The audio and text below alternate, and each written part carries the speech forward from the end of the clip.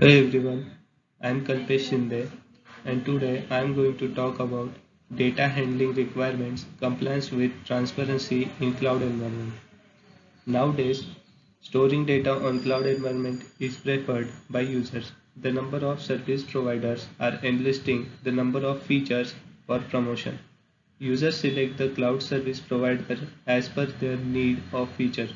Users like to use one or more features for data uploading with constraint. The constraints are known as data handling requests.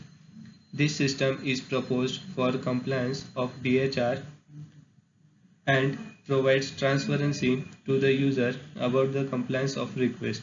This system is applied on cloud environment so that the basic feature like replica management and failure recovery are defined as per PRADA architecture. There are some key findings with cloud service providers. First, in cloud service organizations, firms are having some security issues with lack of control over previous data, lack of visibility over abstracted resources, and firewalls in cloud. Another key finding is IT experts are unable to measure the security services of their public cloud. Third key finding is due to government mandate, organizations have to follow and behave as per rules.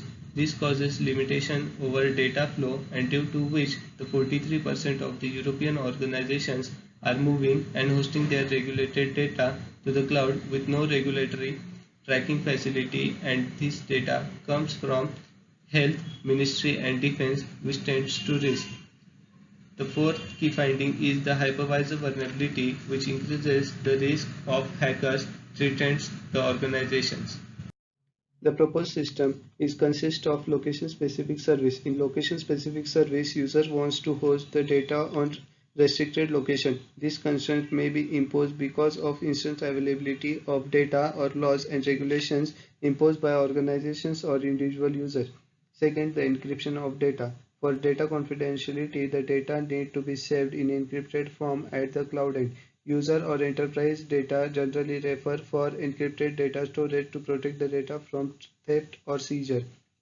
Third, the time-based temporary storage. It is used to store the data on cloud server for predefined limited duration. The time constraint-based data is set on server after a defined time span and the data will get automatically deleted. We are using Prada structure here, which includes indirection layer, capability store, target store, and relay store. Next is the CURD operation, which includes create, update, read, and delete of the data handling request. Next is data replication. In data replication, user has facility to select the replica copy constraint of. If user does not mention the replica constraint in DHR, then a default replica count is selected. The value of R is between 1 and 3.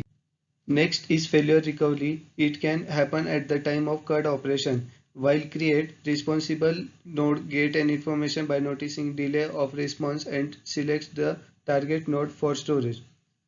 While read, target node fails to respond, then the replica is selected to serve the request. If delete, the responsible node delete the relay store entry, but the target store fails to process the delete request, and the responsible node has to keep the file information and broadcast the delete request when the node is again in enforced state. In literature survey, the first is data placement. Here, to allocate cloud resources to multiple clients, a hierarchical bin packaging algorithm is proposed in system, and also using Swift Analytics object storage system to tackle some issue. The second is storage data distribution. This system focuses on cloud storage federation and works on it to stand behind single provider problem through the Procage. This service handout and replicates the data on various cloud and avoid vendor locking. The main contribution of the system is to study service life cycle, and main focus is on structural definitions of storage system working in cloud system. Also it is studied the storage optimality. The prototype named is NubiSave and it is freely available, but the major drawback is it is not provide the transparency to the end user.